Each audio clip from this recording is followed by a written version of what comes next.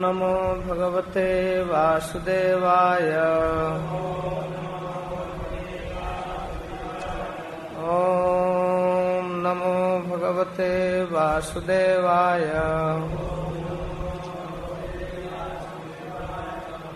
ओम नमो भगवते वासुदेवाय।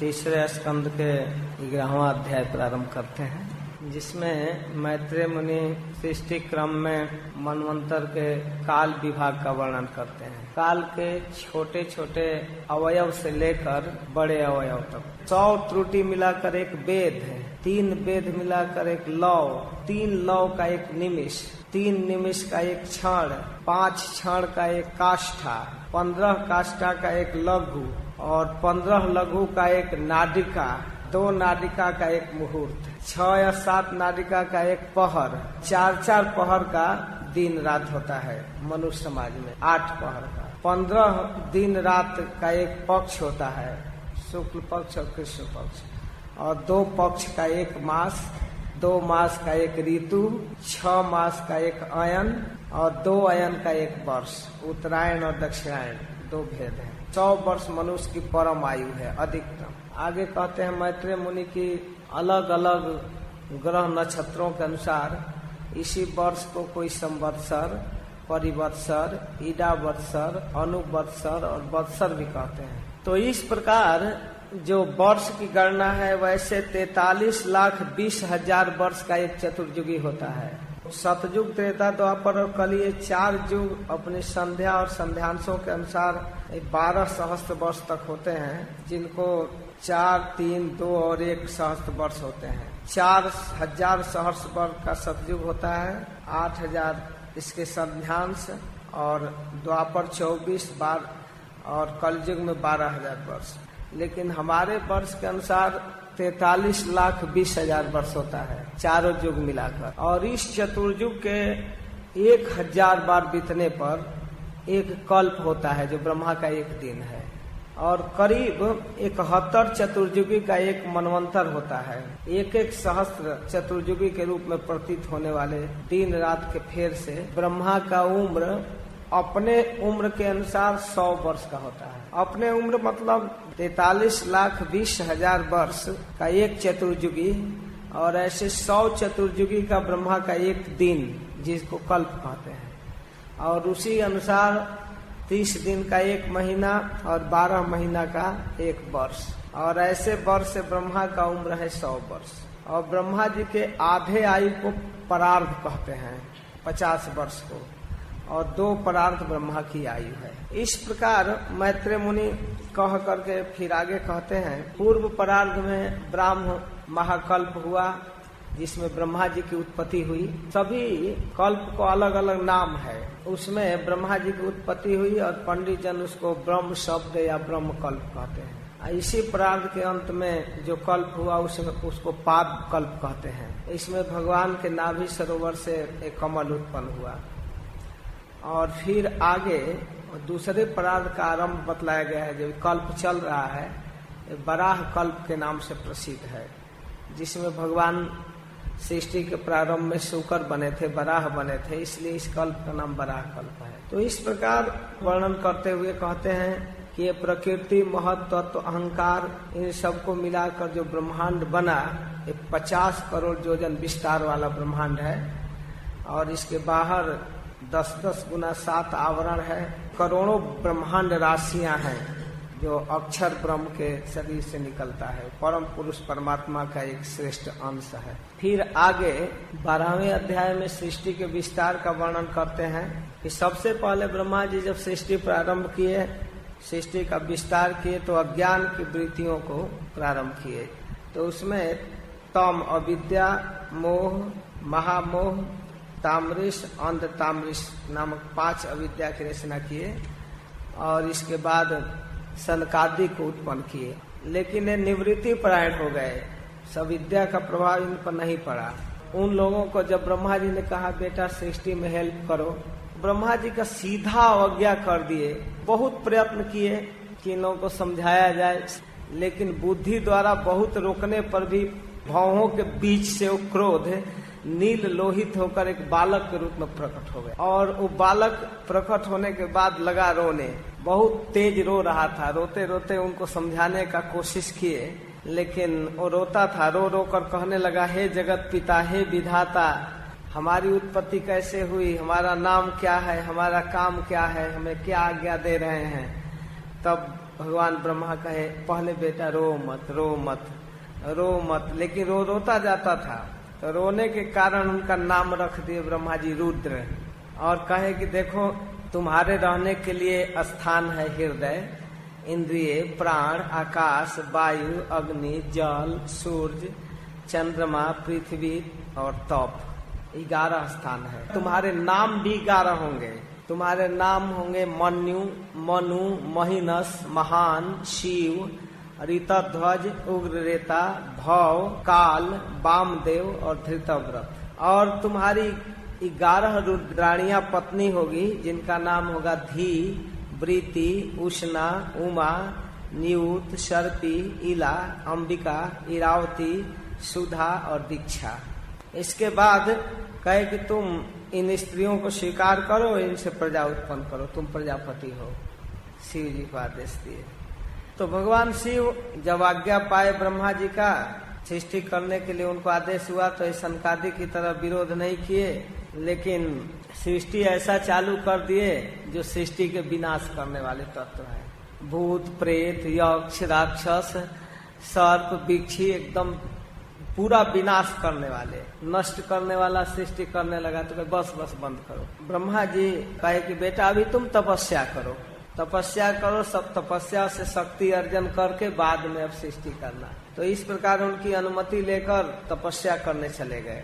इसके बाद जब भगवान की शक्ति से संपन्न ब्रह्मा जी फिर सृष्टि करने का विचार करने लगे, तो 10 प्रजापतियों को उत्पन्न किए। 10 में 9 प्रजापति थे, एक नारद जी थे।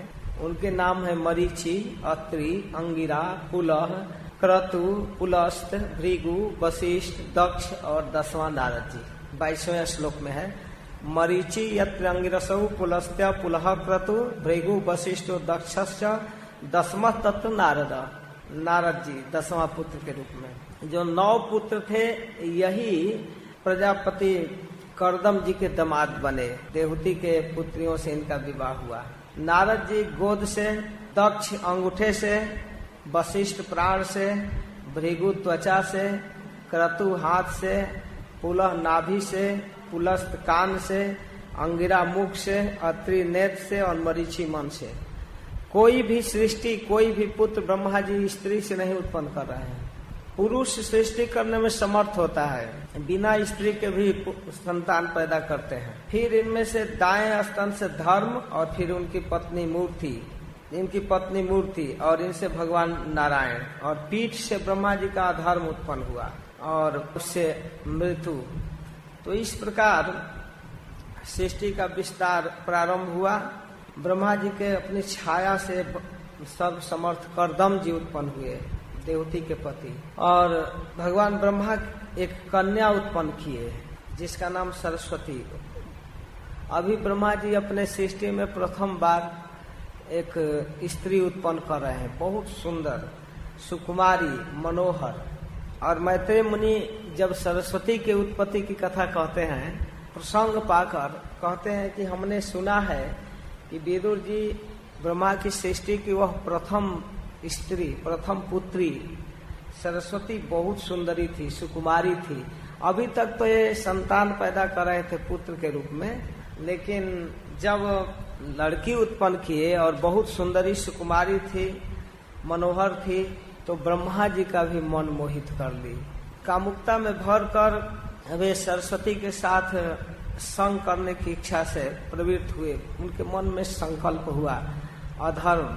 और वहां उपस्थित इनके मरीचि आदि जो पुत्र थे, वशिष्ठ, अंगिरा, ये सब ब्रह्मा जी की प्रवृत्ति को जब देखे, इनके संकल्प को, तो हाथ जोड़कर कहने लगे कि हे पिताजी, नैतत् पूर्वई कृतः त्वद्दे न करिष्यति चापरे। हे पिताजी, अभी तक सृष्टि के इतिहास में कोई ऐसा ब्रह्मा नहीं हुआ है जिसको इस प्रकार अपने मन पर विजय न हो और उनमें काम उत्पन्न हो जाए।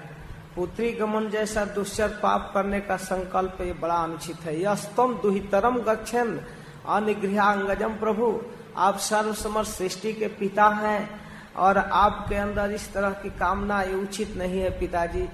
सारे ऋषि लोग प्रार्थना करने लगे। आप जगत गुरु हैं, ठीक मैसेज जगत में नहीं जाएगा। तेजी आसाम अपि हेतन न सुश्लोकम जगत गुरु यद वृत्ति मन तिष्ठन वही लोक क्षेमाय कल्पते। हे नाथ, आप ऐसा मत कीजिए, क्योंकि आप लोगों के आचरण का अनुकरण संपूर्ण संसार करता है। संसार का कल्याण करने के लिए आपका आचरण होना चाहिए।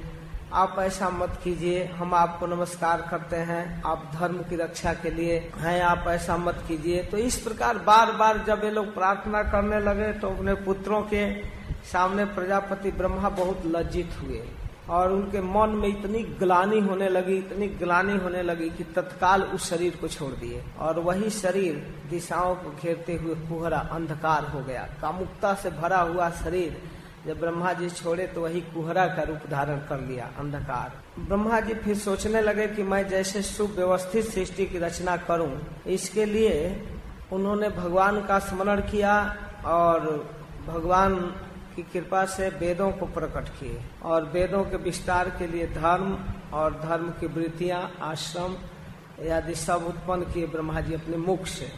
पूर्व, दक्षिण, पश्चिम और उत्तर मुख से क्रमशः, पूर्व मुख से ऋग, दक्षिण मुख से जजु, फिर पश्चिम मुख से साम और उत्तर मुख से अथर्व की रचना किए। इस प्रकार भगवान ने इतिहास और पुराण पांचवा वेद के रूप में किए और धर्म के वृत्तियों को, तपस्याओं को, दान, सत्य, विद्या, तप, सभी वृत्तियों को उत्पन्न किए और उनको करने वाले प्रजापत्य, बाह्य, सावित्री आदि वृत्ति, सारे ब्रह्मचारी के वृत्ति, सन्यासी के वृत्ति, हवन आदि के जो भी अंग हैं उसको, सभी वृत्तियों को उत्पन्न किए। जितने वृत्ति है अलग अलग रूप में उनको, जितना भेद है, वानप्रस्थ का, सन्यास का, गृहस्थ का, परमहंसों का, सबको उत्पन्न किए।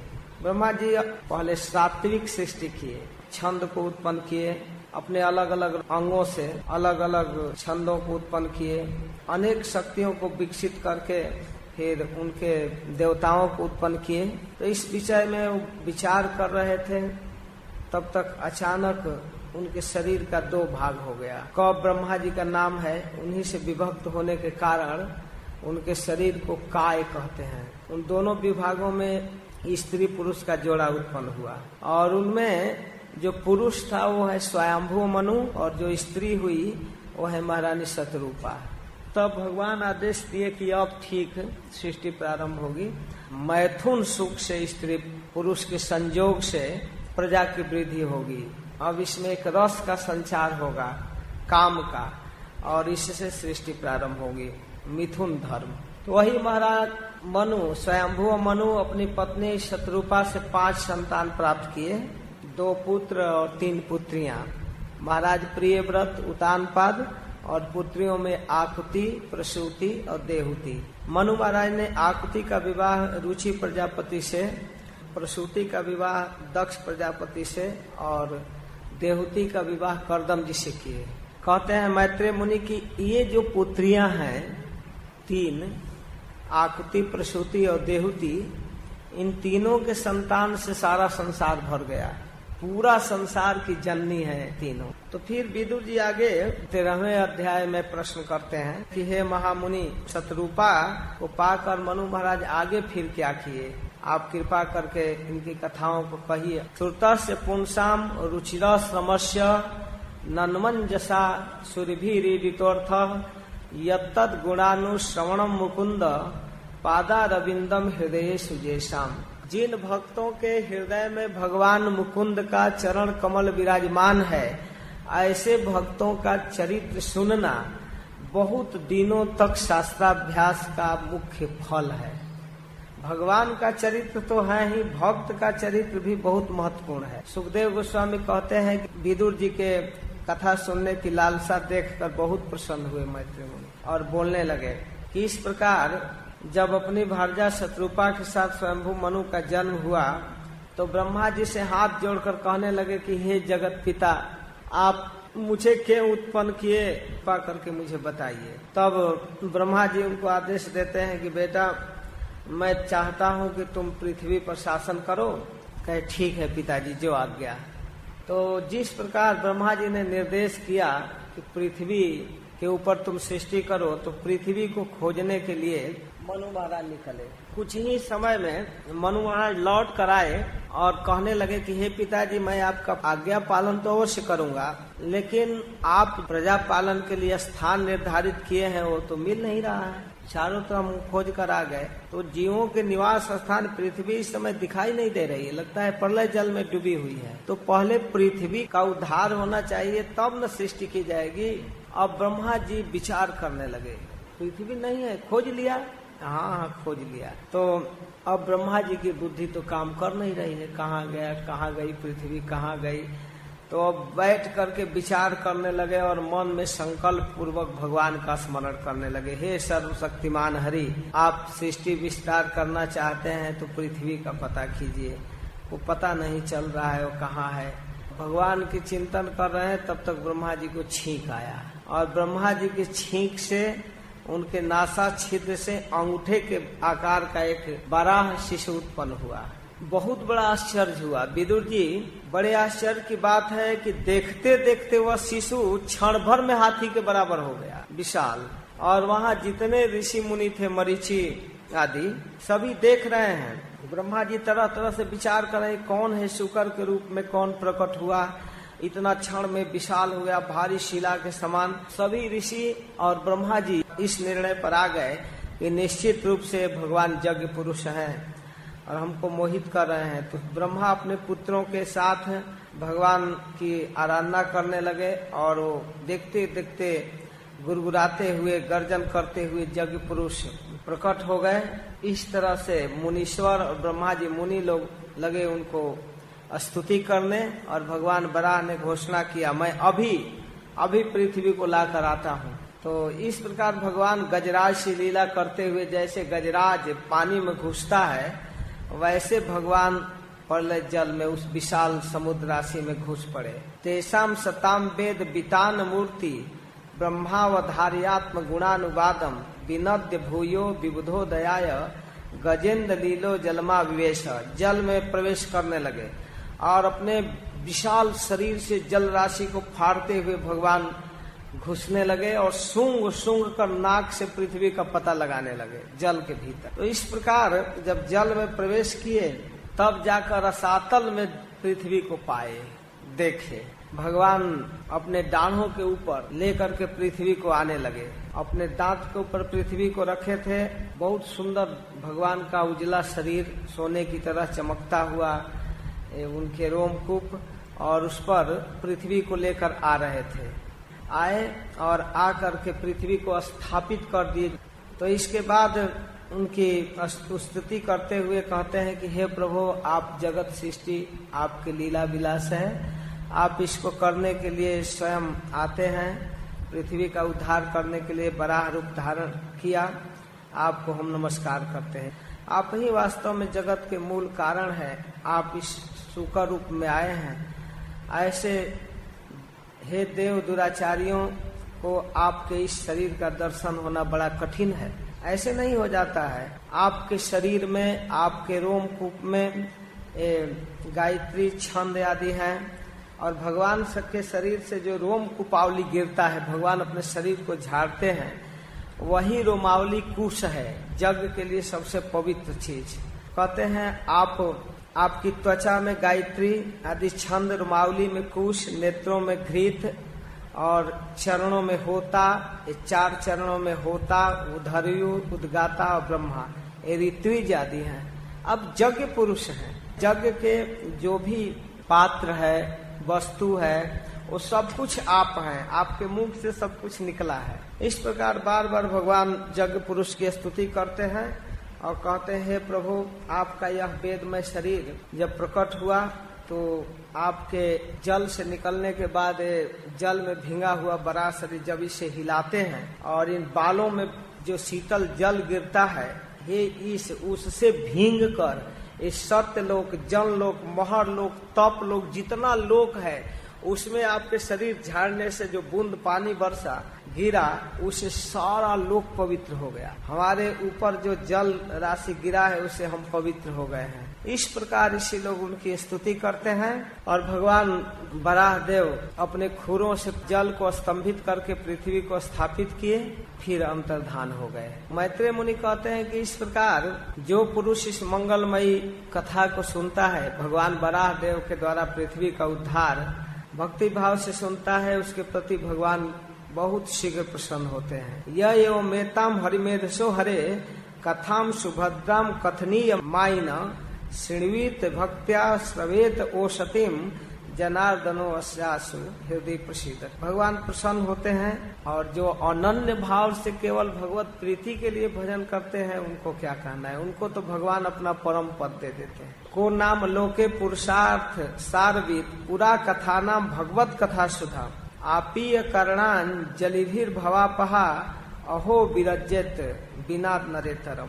अरे इस संसार में पशुओं को छोड़कर, मनुष्येतर पशुओं को छोड़कर अपने पुरुषार्थ का सार जानने वाला कौन ऐसा व्यक्ति होगा जो आवागमन से छुड़ाने वाली इस भगवत कथा को नहीं सुनेगा, भगवान वराह देव की कथा को, इन अमृतमयी कथा को अपने कर्णपुटों में बार बार पान नहीं करेगा। मैत्रेय मुनि पृथ्वी के उद्धार की कथा को बड़े आनंद से कह रहे हैं। इसके बाद फिर विदुर जी की तृप्ति नहीं हुई इतनी संक्षेप कथा से, तो विदुर जी फिर पूछे, ते नैव ते मुनि श्रेष्ठ हरिणा यज्ञ मूर्तिना आदि दैतो हिरण्याक्षो हत इत्यनुसुश्रुम तस्य चोधरत श्रोणीम स्वदंसाग्रेण लीलया दैत राजस च ब्रह्मण कस्माद हेतो रभु मृध।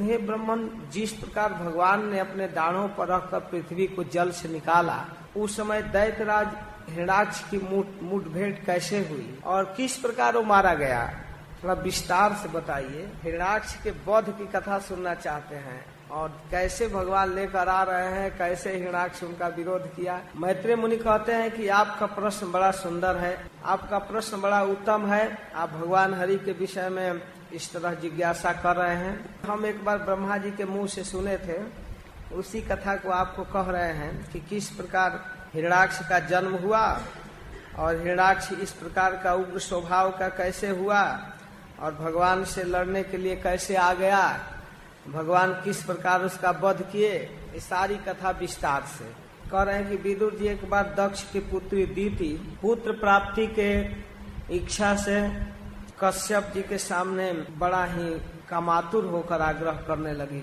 उस समय संध्या काल था, मरीचि नंदन कश्यप अपने भजन के लिए बैठे हुए थे, अग्निशाला में ध्यानस्थ होकर बैठे थे हवन आदि करके।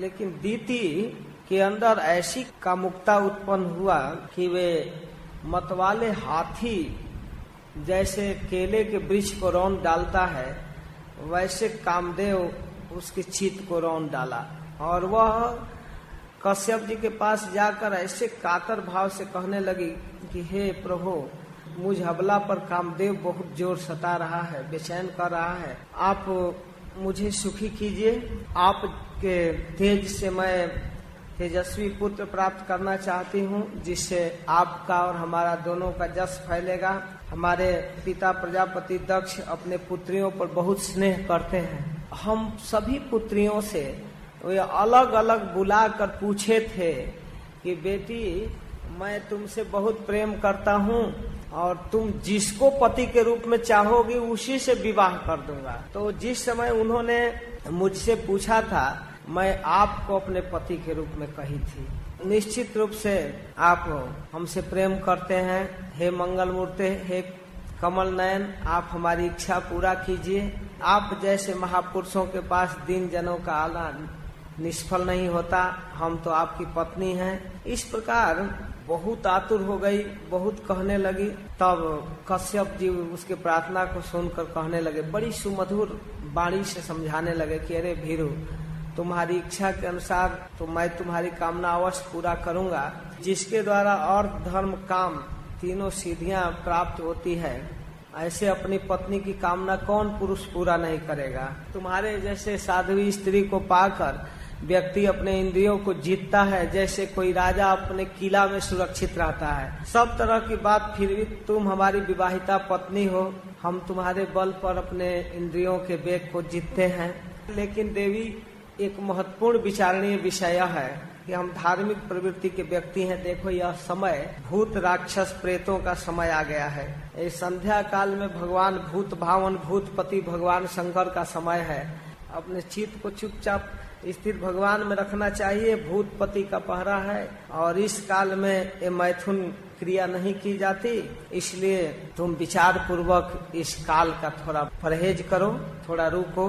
अभी जटाजुट फैलाए हुए स्मशान भूमि से धूसरित भगवान शिव अपने गणों के साथ सारे लोक में घूमते हैं। अगर इस क्रिया को देखेंगे तो निश्चित रुष्ट होंगे और बड़ा अनर्थ हो जाएगा देवी। इसलिए थोड़ा सा परहेज करना चाहिए तुमको, थोड़ा रुको, ये उचित समय नहीं है। बहुत समझाने की कोशिश कश्यप जी करते हैं, लेकिन मैत्रेय मुनि कह रहे हैं कि पति के लाख समझाने पर भी वो दीति मानने पर तैयार नहीं है। कामुतरा होकर, एक वेश्या की तरह निर्लज होकर महर्षि कश्यप के वस्त्रों को पकड़ ली और उनको इतना विवश कर दी। सर्वसमर्थ कश्यप सब कुछ समझते हुए भी दैव को नमस्कार किए कि हे दैव, अब जो होगा आप देखें, और एकांत में अपने पत्नी दीति के साथ समागम। जब भगवान कश्यप का तेजस्वी वीर्य धारण कर ली दीति, इसके बाद उसको होश आया और बड़ी लज्जित हुई। लज्जित होकर के सिर नीचे करके बोलने लगी, इस प्रकार रुद्र भूतों के स्वामी के प्रति मैंने अपराध किया। हे भूतनाथ, हमारा गर्व नष्ट न हो। मैं भक्त वंशा कल्प तरु उग्र एवं रुद्र रूपधारी महादेव को नमस्कार करती हूँ। इसके साथ साथ सोच रही हुए हमारे बहनोई हैं, हमारी छोटी बहन सती से उनका विवाह हुआ है। हम स्त्रियों पर तो स्वाभाविक दया करते हैं, हम स्त्रियों पर तो व्याध भी, क्रूर प्रकृति के लोग भी दया करते हैं। और सती पति हमारे बहनोई परम कृपालु शिव क्यों नहीं हम पर कृपा करेंगे, वो हम पर प्रसन्न हो। इस तरह से प्रार्थना कर रही थी और फिर कश्यप जी से भी कह रही थी कि आप कृपा करके अपने तेज को जो हमारे गर्भ में आए हैं उसके कल्याण की कामना कीजिए। तो कश्यप जी हंसते हैं, कहते हैं देवी, तुम्हारा चित्त तो काम वासना से मलिन हो गया, समय ठीक नहीं था, तुम हमारी बात नहीं मानी, भगवान शिव का अवहेलना की, इसलिए हे अमंगलमयी चंडी, तुम्हारे इस कोख में 2 अमंगल अधम पुत्र उत्पन्न होंगे और संपूर्ण लोगों को रुला देंगे। इतने अत्याचारी दुष्ट होंगे, उनके अपराध से सारा जगत कांप जाएगा। क्या ब्राह्मण, क्या गाय, क्या देवता, सारे जगत को कपाने वाले दुष्ट उत्पन्न होंगे तुम्हारे गर्भ से। केवल भगवान ही जगत की रक्षा कर सकते, नहीं तो जगत को नष्ट करने में वो समर्थ होंगे। जगदीश्वर जब अवतार लेंगे तो दोनों को अलग अलग रूप धारण करके वध करेंगे। तब दीति को संतोष हुआ, थोड़ा सा मुस्कुराई, प्रसन्न हो गई। और प्रसन्नता का क्या कारण था? कही कि मैं भी चाहती थी कि मेरे पुत्र यदि दुष्ट हों तो ब्राह्मणों के श्राप से न नष्ट हों। ऐसे श्राप से जले हुए व्यक्ति बड़ा दुर्गति को प्राप्त करता है। साक्षात भगवान चक्रपाणी के हाथ से मारे जाएंगे, यह खुशी की बात है। जीव ब्राह्मण के श्राप से दग्ध हो और प्राणियों को भय देने वाला होता है तो बड़ा नारकी जीवन होता है पतिदेव, ये बड़ी अच्छी बात है। भगवान उन्हें मारेंगे। कश्यप जी कहे यही नहीं देवी, एक खुशी की बात है। इन पुत्रों में एक पुत्र ऐसा होगा जिसका चौथा पुत्र भगवान का भक्त होगा, प्रहलाद, और ऐसा महान भक्त होगा कि तो हमारे कीर्ति को उज्जवल कर देगा। असुर कुल में जन्म लेकर भी और देवताओं के भक्ति का स्टैंडर्ड रहेगा। क्या देवता, क्या असुर, क्या साधु, क्या मुनि, सभी लोग उसका सम्मान करेंगे। उसके पवित्र जस सब जगह गाया जाएगा। तो इस प्रकार उसके भक्ति से भगवान संतुष्ट हो जाएंगे। सब तरह से उन परम पवित्र कमल नयन हरि तुम्हारे पौत्र को प्रत्यक्ष दर्शन देंगे। तो इस प्रकार दीति ने जब सुना कि मेरा पौत्र भगवान का भक्त होगा तो उसको बहुत आनंद हुआ। मेरे पुत्र साक्षात हरि के हाथ से मारे जाएंगे, बड़ी संतुष्ट हुई। दैत्यों की जननी होकर भी दीति कश्यप मुनि के पत्नी होने के नाते भगवान विष्णु की भक्त थी। 15वें अध्याय में मैत्रेय मुनि कहते हैं कि इस प्रकार अब दीति उन गर्भ को धारण तो कर ली, लेकिन भगवान के भक्त होने के नाते उस गर्भ को प्रसव नहीं करना चाहती थी। क्यों? क्योंकि जितना जल्द ही गर्भ से पुत्र निकलेंगे उतने ही जगत को दुख देंगे, तो भले गर्भ में कष्ट हो लेकिन इन लोगों को जल्दी नहीं आने देना है। तो इस तरह से 100 वर्ष तक अपने उदर में रखी उन दोनों पुत्रों को, इस आशंका से कि ये लोग देवताओं को कष्ट देंगे, ब्राह्मणों को कष्ट देंगे, इसलिए कश्यप के तेज को 100 वर्ष तक रखी। और 100 वर्ष तक जब वो पुत्र उसके गर्भ में रह गए, सारे ब्रह्मांड के जो तेज था वो तेज धूमिल होने लगा, सूर्य का प्रकाश क्षीण होने लगा। जैसे बादल में सूर्य का प्रकाश धूमिल दिखाई देता है, नहीं दिखता, वैसे सूर्य चंद्रमा का प्रकाश क्षीण हो गया। इंद्रादि लोकपाल तेजहीन हो गए। सारे देवता ऋषि मुनि जाकर ब्रह्मा जी के पास प्रार्थना करते हैं कि हे देवाधिदेव, हम ये नहीं जान पा रहे हैं कि हो क्या रहा है, अंधकार क्यों फैल रहा है, भूमन इस प्रकार अंधकार का कारण क्या हो गया। देवताओं की प्रार्थना सुनकर भगवान ब्रह्मा हंसने लगे और कहने लगे कि देखो, तुम्हारे पूर्वज मेरे मानस पुत्र सनकादिक लोगों की आसक्ति त्याग कर एक बार हमारे मुख से वैकुंठ की महिमा सुन लिए, तो उन लोगों की इच्छा हुई कि हम वैकुंठ जाएं। तो वैकुंठ में गए और वहां जा करके देवड़ी को पार करते हुए जब जा रहे थे, आनंद से भगवान के चरित्र को गान करते हुए, और वो वैकुंठ धाम परम दिव्य जहाँ विमानचारी गंधर्व उनके पवित्र लीलाओं का गान करते हैं, वहाँ किसी प्रकार का पाप राशि नहीं है और सब तरह से भौरों के स्वर से भी हरि कथा निकलती है। वहाँ के पक्षियों के पंख से वेद की ऋचाएं निकलती हैं। वहाँ के जितने मोर, पपीहे, चकवे, हंस सभी कृष्ण कथा बोलते हैं। कृष्ण कथा के अतिरिक्त वैकुंठ में कुछ है ही नहीं। उस वैकुंठ में जब चतुष्कुमार पधारे, वहाँ अनेक प्रकार की दासियां, अनेक प्रकार की देवियां, लक्ष्मी स्वरूपा देवियां घूमती हैं चारों तरफ सुंदर।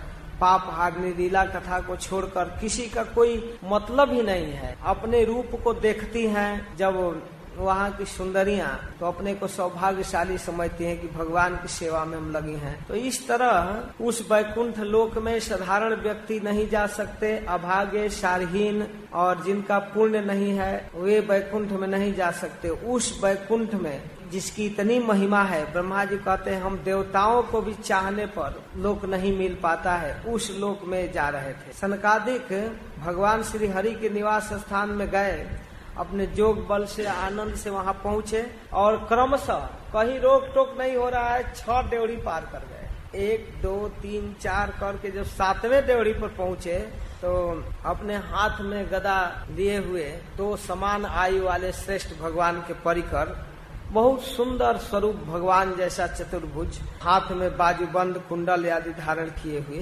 वे नग्न धनंग ऋषियों को देख कर के ऐसे बिना कुछ पहने हुए दिगंबर वैकुंठ में कहाँ आ रहे हैं। वैकुंठ में तो एक से एक श्रृंगार है, एक से एक अंग है, खूब बढ़िया गहना पहने हैं और ये जा रहे हैं। वे लोग कुछ बोले नहीं, लेकिन अपना छड़ी लगा दिए, गेट पर रोक दिए, बेत अड़ाकर रोक दिए, एकदम लगा दिए। नंग धड़ंग देख करके हंसी उड़ाते हुए, अरे बच्चे कहाँ जा रहे हो, रुको रुको रुको, कहाँ जा रहे हो। 5 वर्ष के उम्र है इनका, देखने में तो एकदम छोटे छोटे बच्चे हैं। जब उन द्वारपालों ने सनत कुमार को रोका तो मुनियों को तो क्रोध आ गया, प्रभु के दर्शन में बाधा डाल रहे हैं। तो कहने लगे, इस तरह की भेद बुद्धि, तुम तो इन भगवान वैकुंठनाथ के पार्षद हो, किंतु तुम्हारी बुद्धि बहुत मंद है। वास्तव में तुम वैकुंठ के परिकर रहने लायक नहीं हो। अतएव तुम्हारा कल्याण करने के लिए हम तुम्हारे इस अपराध का उचित दंड देना चाहते हैं। तुम अपने मंद भेद बुद्धि के दोष से इस वैकुंठ से नीचे गिरो पाप जोनि में, और जहाँ काम, क्रोध और लोभ प्राणियों के अंदर निवास करता हो ऐसे प्राकृतिक जगत में जाओ। तुम वैकुंठ में रहने के अधिकारी नहीं हो। श्राप दे दिए। सनकादि के कठोर वचन सुनकर तो पार्षद एकदम हक्का बक्का हो गए। अब तो दीन भाव से गिर करके भगवान के भक्त पार्षद उनसे क्षमा याचना करने लगे। उनको पता था कि भगवान ब्राह्मणों से बहुत डरते हैं, भगवान और किसी से नहीं डरते हैं। वैकुंठ में बात प्रचलित थी कि भगवान किसी बलवान से नहीं डरते, किसी राक्षस से, दैत्य से और शक्तिशाली से नहीं डरते हैं, लेकिन भगवान ब्राह्मणों से बहुत डरते हैं। और ये लोग ब्राह्मण हैं, ये श्राप दे दिए। हमारे स्वामी ही जिनसे डरते हैं, अब क्या होगा। तो फिर भगवान के प्रिय भक्त क्षमा याचना करने लगे, कहे कि हे प्रभु, आपने हम लोगों को दंड दिया है, ये उचित है। हम आपके अभिप्राय को, भगवान के अभिप्राय को नहीं समझ पाए, हम आज्ञा का उल्लंघन किए, हमें माफ कीजिए, हमारी इस दुर्दशा पर विचार कीजिए। यदि करुणावश आपको थोड़ा भी हमारे ऊपर दया आ रही हो तो हमको इस अधम जोनी में जाने से रोकिए। और उधर भगवान को जब पता चला कि सनकादिक श्राप दे दिए तो भगवान स्वयं चल कर आए और आकर सनकादि को देखे। सनत कुमार भी भगवान को देखे। उनका विग्रह बड़ा ही सुंदर था, बहुत सुंदर। भक्तों को देखकर जो संताप मिटाने वाला था, उनकी छवि को निहार कर कभी नेत्र तृप्त नहीं हो सकते हैं। उनके शरीर में जो वनमाला के रूप में तुलसी है, चरणों में तुलसी है और जो सुंदर सुगंध है। जब सनत कुमार उनको देखे, भगवान के रूप को, तो देखते ही मुग्ध हो गए और जब चरणों में प्रणाम किए, तुलसी मंजरी का गंध जब उनके नासिका में प्रवेश किया तो अपने को संभाल न सके। उनके मन में खलबली पैदा हो गई। भगवान के चरणों में सनकादिक प्रार्थना करने लगे कि आज हमारा बहुत बड़ा सौभाग्य है कि हम आपका दर्शन किए, आप कृपा करके हमें दर्शन दिए। और फिर अंत में कहते हैं कि हे प्रभु, आपने हमारे सामने जो मनोहर रूप प्रकट किया है, हमें बहुत सुख मिल रहा है। विषयासक्त और जितेंद्रिय पुरुष को यह रूप नहीं दृष्टिगोचर हो सकता। आप साक्षात भगवान हैं। हम आपके चरणों में प्रणाम करते हैं। बार बार अब स्तुति कर रहे हैं, प्रणाम कर रहे हैं। और भगवान कह रहे हैं कि हे मुनिगण, ये दोनों जो परिकर हो हमारे हैं। इतना लज्जित हुए सनत कुमार के क्या बताए। कह रहे हैं ये लोग नहीं विचार कर पाए, मेरी परवाह किए बिना आप लोगों को रोक दिए। आप लोग हमारे अनुगत भक्त हैं, आपकी अवज्ञा किए, आप लोग इन्हें श्राप दिए। हमारा अभिमत था ब्राह्मण हमारे आराध्य हैं और ब्राह्मणों का, भक्तों का तिरस्कार करना ये उचित नहीं हुआ। तो इन सेवकों के द्वारा अपराध हुआ है। अगर कोई सेवक गलती करता है तो नाम स्वामी का लिया जाता है। मेरा सेवक आपके चरणों में अपराध किए हैं, इसलिए हे सनत कुमार, हमारे सेवकों के द्वारा किए गए अपराध को आप कृपा करके क्षमा कीजिए। भगवान क्षमा याचना कर रहे हैं। मेरी निर्मल सुजस सुधा में गोता लगाने वाले चंडाल पर्यंत पवित्र हो जाते हैं और इस वैकुंठ में आते हैं, इसलिए मैं वैकुंठ कहलाता हूँ। मुझे आप लोगों से कीर्ति प्राप्त हुई है। आप भक्तों ने मेरे जस को गाया है, इसलिए आप लोगों के विरुद्ध आचरण करने वाला अगर मेरी भुजा ही क्यों न हो, मैं उसे तुरंत काट डालूंगा। जस्या मृता मलजसः श्रवणावगाह सद्यः पुनाति जगदा स्वपचात विकुंठ सोहम भवद भय उपलब्ध सुतीर्थ कीर्ति छिंद्या स्वबाहुमपि व प्रतिकूल मृत्यु। आप लोगों की सेवा करने से ही मेरे चरण रज की ऐसी पवित्रता हुई है कि ये सारे पापों को तत्काल मिटा देने वाला है। और मुझे ऐसा स्वभाव मिला है, मेरे उदासीन रहने पर भी लक्ष्मी मुझे प्राप्त करना चाहती है और अनेक व्रतों को पालन करती है। यह सब आप लोगों की कृपा से हुआ है,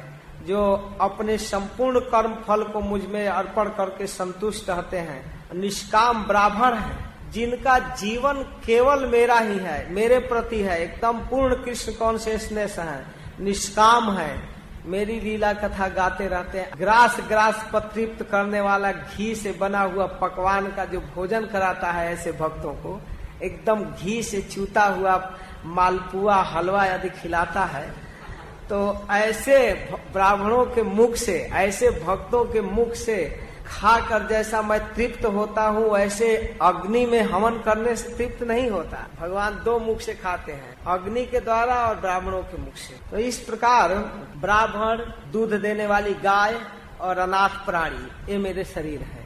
और आज किस तरह से भगवान के शरीर को बड़ी गौरव के साथ काटा जा रहा है, गोवध किया जा रहा है। जो भगवान के इस वैदिक धारणा को स्वीकार करने वाले समाज है, वही इस तरह के गोवध करा रहा है। बड़ी दुख की बात है कि ऐसे पवित्र भारत भूमि में भी गोवध होता है। और एक दो नहीं, रिकॉर्ड है कि कम से कम 60,000 से अधिक गायें प्रतिदिन काटी जाती है। अब कुछ दिनों के बाद गाय का दर्शन करना भी मुश्किल हो जाएगा, नहीं रहेगी गाय भी इस पृथ्वी पर। तो मुझ भक्तों का कर्तव्य है कि जहाँ तक संभव हो गौ रक्षा करना चाहिए, गाय की सेवा करनी चाहिए और गो वध को रोकने का प्रयास करना चाहिए अपनी बुद्धि से, बल से, सामर्थ्य से। बार बार कह रहे हैं भगवान, मेरे सेवकों के द्वारा जो अपराध हुआ ये अभिप्राय न समझकर आप लोगों का अपमान कर दिए, इसलिए अनुरोध है कि आप केवल इतनी कृपा दृष्टि कीजिए कि बहुत काल तक के काम, क्रोध और लोभ से युक्त प्राकृतिक जगत में न रहे, जल्दी मेरे धाम चले आवे, आप कृपा कीजिए, शीघ्र मेरे पास लौट आवे। तो ब्रह्मा जी कहते हैं कि सनकादिक मुनि श्राप दे चुके थे, तो फिर भगवान की वाणी सुन करके संक्षिप्त किए, 3 जीवन में ही ये आपको प्राप्त कर सके। भगवान भी चाहते थे, कुछ आचार्यों का कहना है, टीकाकारों का, कि भगवान भी एक व्यक्ति है। जैसे व्यक्ति को खाने में, पीने में, खेलने में आनंद आता है, वैसे भगवान को भी आनंद आता है। तो भगवान भी कभी कभी कुश्ती करना चाहते हैं, लड़ाई करना चाहते हैं, उनको भी खेलने में मजा आता है। तो अब भगवान खेले तो किससे खेले और कुश्ती किससे करें? साधारण जीव तो उनके साथ लड़ नहीं सकता है। इसलिए भगवान के मन में भी था कि हमारे शरीर की खुजली मिटाया जाए, लड़ाई हो।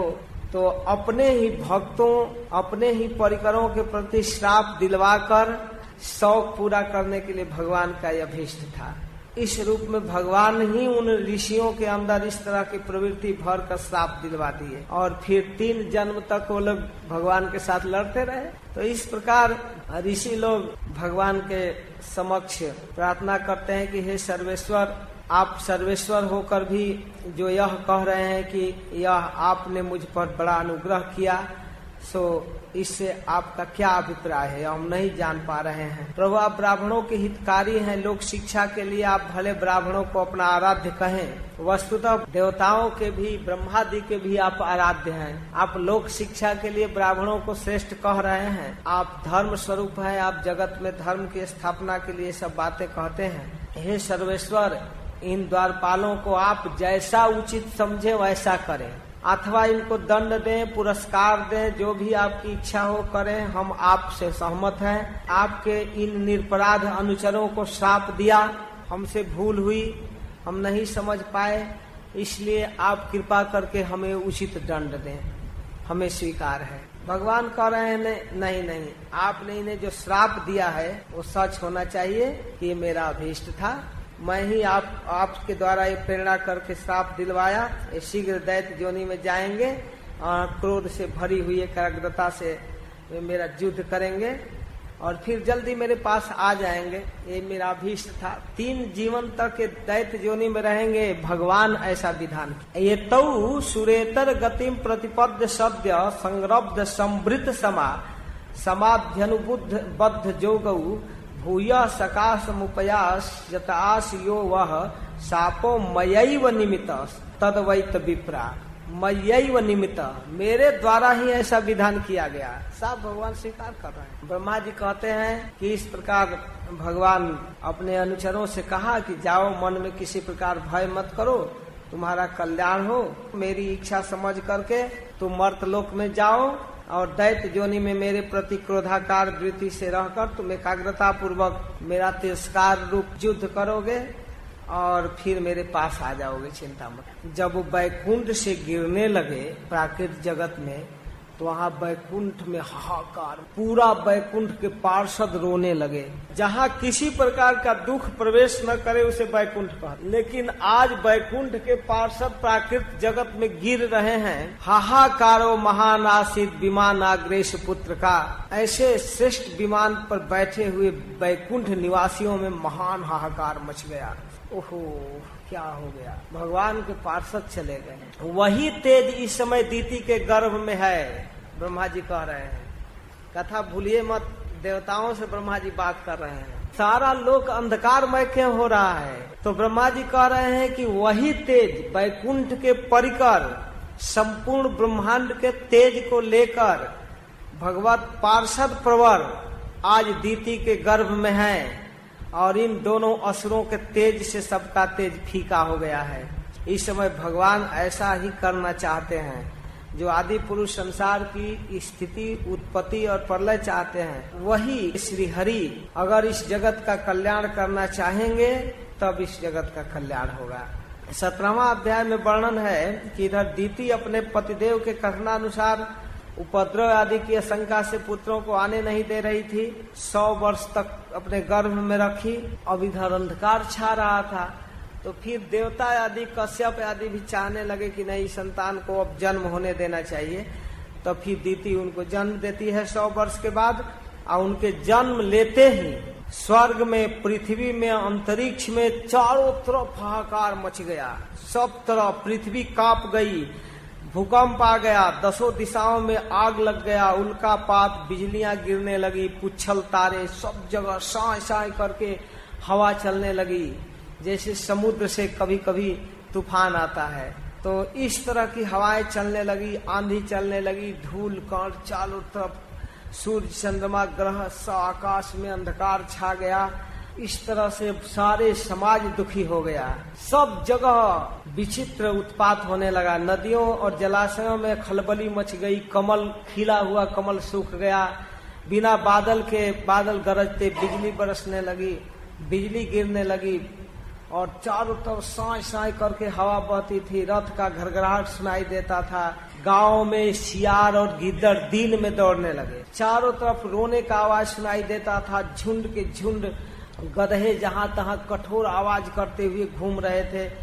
बहुत विचित्र दशा हो गई। गायें थरथर थरथर कांप रही है, उनके आंखों से आंसू गिर रहा है, उनके थनों से, स्तनों से खून गिर रहा है, दूध नहीं।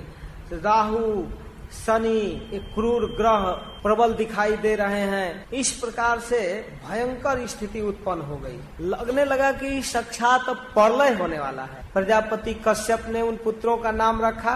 कश्यप जी नाम रखते समय कहते हैं कि जो उनके बीर्ज से दीति के गर्भ में पहले रखा गया उसका नाम हिरण्यकश्यपु, और जो बाद में रखा गया हिरण्याक्ष। जो बाद में गर्भ में रखा गया वो पहले जन्म लिया, और जो पहले रखा गया वो बाद में। तो हिरण्याक्ष का जन्म पहले हुआ का बाद में, लेकिन हिरण्यकश्यपु बड़ा था। फिर ये दोनों ब्रह्मा जी के लिए तपस्या किए, बड़ी घोर तपस्या किए। दोनों अलग अलग तपस्या किए हैं। तो हिरण्यकश्यपु तपस्या से जो मांगा वो 7वें स्कंद में बताया जाएगा विस्तार से। हमारे जोड़ का कोई वीर न हो। हिरण्याक्ष भी वरदान दिया था, इस पृथ्वी पर, इस प्राकृत लोक में कोई हमारे जोड़ का वीर न हो। तो इस प्रकार वह अपने छोटे भाई हिरण्याक्ष का बहुत प्रिय चाहता था हिरण्यकश्यपु, और हिरण्यकश्यपु हिरण्याक्ष को बहुत स्नेह करता था, और हिरण्याक्ष हिरण्यकश्यपु। इस प्रकार एक बार हिरण्याक्ष अपने हाथ में गदा लेकर सारे लोकों में घूमने लगा कि हमारे जोड़ का कोई वीर है, हमारे जोड़ का कोई वीर है। खोज रहा था गदा लेकर, और कोई उसके डर के मारे नहीं लड़ पाता था, सब भाग जाते थे। समुद्र में घूमता था, सब जगह सारे लोकों में। गले में विजय सूचक माला धारण किया था। उसका शारीरिक बल, मनोबल बहुत बढ़ गया था। तो इस प्रकार दैत्यराज हिरण्याक्ष के सामना इंद्र आदि भी नहीं करते थे, भाग जाते थे। मतवाले हाथी की तरह समुद्र में घुस गया, और घुस करके वहां भयंकर गर्जन करते हुए हिरण्याक्ष विभावरीपुरी में चला गया, वरुण जी के लोक में, और वहां वरुण जी की बड़ी हंसी उड़ाया। मैं सुना था कि आप बहुत बड़े यज्ञ किए हैं, राजसूय यज्ञ, आपके जोड़ का कोई वीर नहीं था। वरुण जी कहे हाँ नहीं था। तो फिर आज तो मैं आपका जस सुनकर आया हूँ, आप मुझसे लड़ सकते हैं, मुझे युद्ध करने की भिक्षा दीजिए। वरुण जी कहने लगे कि भैया इस समय हमें कोई भी युद्ध करने की इच्छा नहीं हो रही है। ओहो, जब मैं नहीं था तो बलवान बनता था। इतना चिढ़ाने लगा वरुण जी को, इतना चिढ़ाने लगा कि अब वरुण जी को क्रोध। लेकिन क्या करें, लड़ना चाहते नहीं थे। वो भी भगवान के भक्त थे, समझ रहे थे कि दुष्ट हारने वाला तो है नहीं। तो उनको क्रोध आया और कहे कि अरे भाई, हमें तो अब युद्ध आदि की कोई इच्छा नहीं है, लेकिन भगवान पुराण पुरुष निश्चित तुम्हारा शेख पूरा करेंगे, तुम उन्हीं के पास जाओ। यानी उनका क्या पता है, कैसे जाए उनके पास। वरुण जी कहे कि नारद जी बताएंगे वो कहाँ मिले। तो पहुंचा नारद जी को खोजते हुए। नारद जी से मिला तो नारद जी बताए कि एक काम है, तुम्हारे शरीर में ज्यादा खुजली है, तो जो रसातल में पृथ्वी गई है उसको लेकर भगवान आ रहे हैं बराह के रूप में। अगर तुम्हारे देह में खुजली है तो जाओ, और उनको पृथ्वी लेकर आ रहे हैं, उनको रोक दो, तुम्हारे पास ताकत। पृथ्वी लेकर आ रहा है, उसको तो हम लोग ने छिपाया है। अब चला, रसातल में पहुंचा, वहां विश्व विजयी भगवान अपने ठोड़ों के नोक पर पृथ्वी को लेकर आ रहे थे। अब 18वां अध्याय में भगवान के साथ युद्ध का वर्णन करते हुए मैत्रेय मुनि वर्णन करते हैं। और वहां देखा भगवान को पृथ्वी अपने ओठ पर लेकर आते हुए, तो बड़ा ठठा कर ऋणाक्ष हंसता है। कहता है, अरे जंगली पशु, तू पानी में कैसे आ गया? कहाँ से पानी में आ गया? अरे ना समझ, इधर आ, पृथ्वी को छोड़ दे। जानता है रे मूर्ख, विश्व विधाता ब्रह्मा ने हम रसातल वासियों के लिए इस पृथ्वी को बनाया है। एकदम झूठ बोल रहा था। और ब्रह्मा जी ने हमको सौंपा है, इसलिए रसातल में हम पृथ्वी को रखे हैं। अरे सुराधम, हम जानते हैं तू सुअर नहीं है, तू निश्चित रूप से देवता है, सुअर का रूप धारण किया है। मेरे देखते देखते तू कुशल से नहीं जा सकता। तो इस तरह डांट रहा है भगवान को। और भगवान तो बड़ा दुविधा में है, पृथ्वी को लिए हैं और उस समय लड़ नहीं सकते। त्वम न सपत्तैर अभवाय किम भृतो यो माया हंत्युरसुरान परोक्ष जीत ताम जोग माया बनमल्प पौरुषम संस्थाप्त मूढ़ प्रमिजे सुहित सुचह। अरे नीच, तुम माया से लुक छिप कर दैत्यों को जीत लेता है। तुम्हारे पास माया के अलावा और कोई बल है क्या? क्या इसी से हमारे शत्रुओं ने तुम्हें पाला है? अरे मूढ़, तेरा बल केवल जोग माया है और कोई पुरुषार्थ तुम्हारे पास है ही नहीं। आज तुझे समाप्त करके मैं अपने बंधुओं का शोक दूर करूंगा। मूर्ख कहीं का, खूब डांट रहा है। और जब मेरी गदा लगेगी ना तुम्हारे जलपट पर, कनपट पर, तो तुम ऐसे गिरेगा जैसे आंधी से पेड़ गिरता है। भगवान तो अब उसके बातों को सुन रहे थे, इसलिए सुन रहे थे कि पृथ्वी को लिए थे। जब तक पृथ्वी को स्थापित नहीं कर देते हैं तब तक तो उनको सुनना ही पड़ेगा। अब उसकी चुनौती का कोई उत्तर नहीं दे रहे हैं भगवान। वो पीछे पीछे आ रहा है, भगवान पृथ्वी को लेकर जा रहे हैं। तो फिर बोलने लगा, अरे मूर्ख, अरे नीच, तुझे भागने में लज्जा नहीं आती? भाग रहा है। ओहो, सच है, असत पुरुषों के लिए कौन ऐसा काम है जो नहीं करने लायक है? वास्तव में नीच प्रकृति का है, तू वीर नहीं है। तुमको इस तरह से ललकार सुनकर भी जोश नहीं आ रहा है, भाग रहा है, तू असत है। तो इस तरह से भगवान नहीं सहने लायक अपराध को भी सह रहे थे। अब क्या करें? फिर भगवान सहते सहते सहते सहते पृथ्वी को ले जाकर एकदम स्थापित करके, एकदम विधिवत अपने शक्ति से जल को स्तंभित किए और पृथ्वी को स्थिर किए। अब समुद्र में युद्ध होने से जो पानी में हलचल मचेगा भगवान के द्वारा और हिरण्याक्ष के द्वारा, तो तरंग बहुत तरंगायित होगा। तो उसे तरंग पर पृथ्वी इधर उधर नहीं जाएगी, उसको एकदम टिका दिए, स्थित कर दिए। और उसमें अपनी शक्ति धारा से आधार संचालित करके भगवान स्थापित कर दिए। इसके बाद जब पृथ्वी को स्थापित कर दिए तो देवता लोग फूल की वर्षा करने लगे भगवान पर, जय हो जय हो।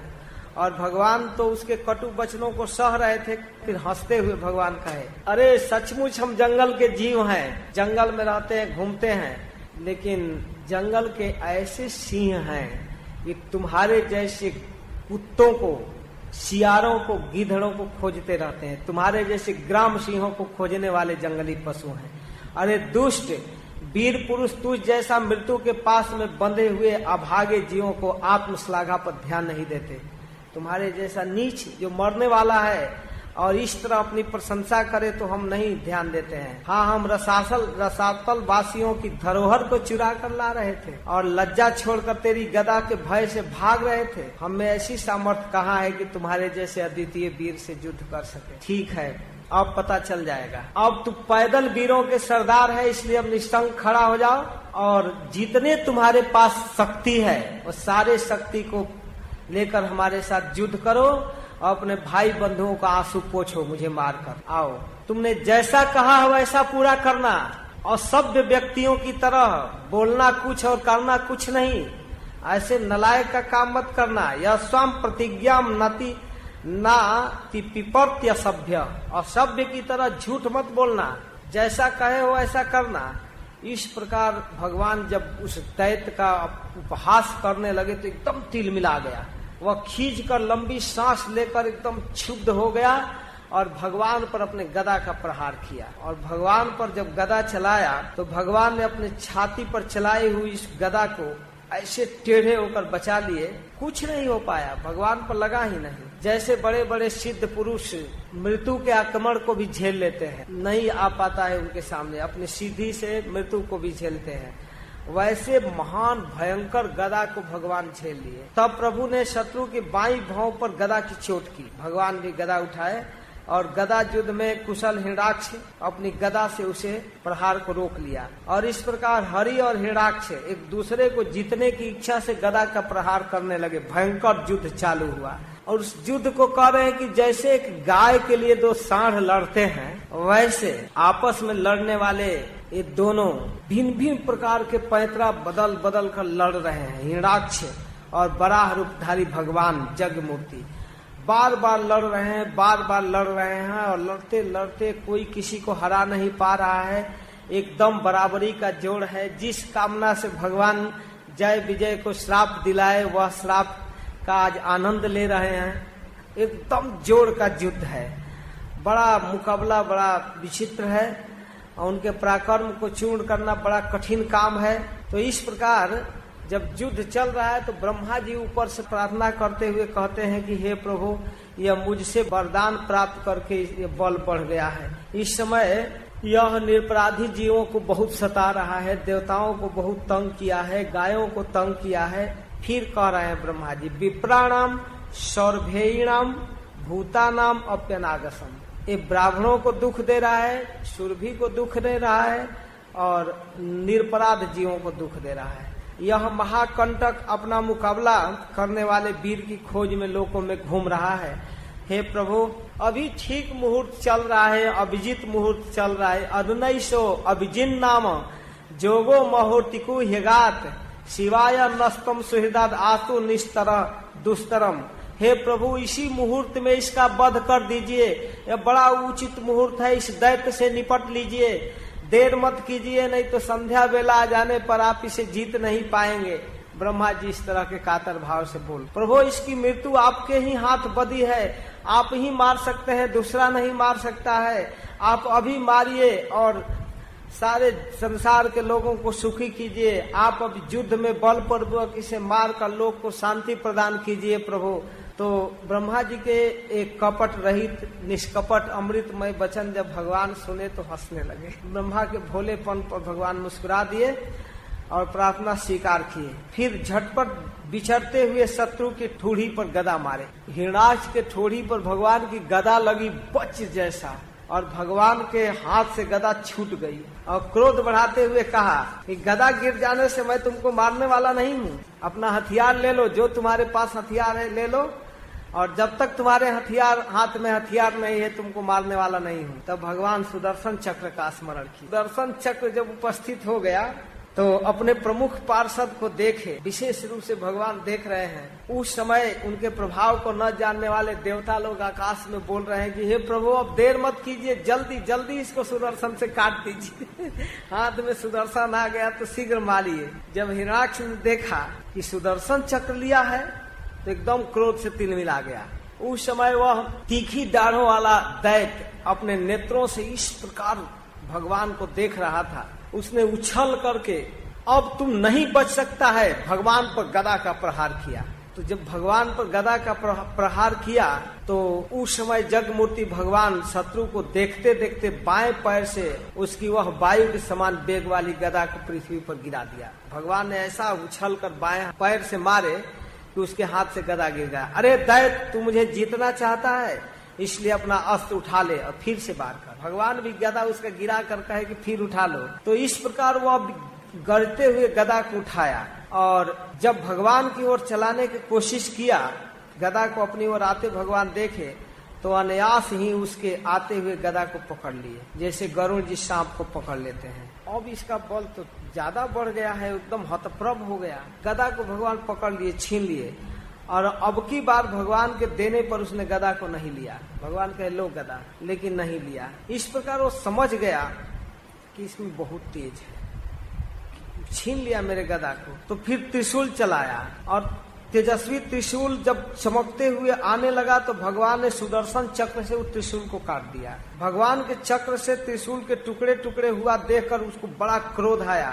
वक्षस्थल पर जिस पर श्री वत्स चिन्ह था, जा करके अपने हाथ से खींचकर भगवान को घूसा मारा एकदम तेज से, और घूसा मारकर अंतर्हित हो गया, छिप गया। भगवान उसके घूसा मारने से टस से मस नहीं हुए, एक डेग भी पीछे नहीं हटे, कुछ नहीं हुआ।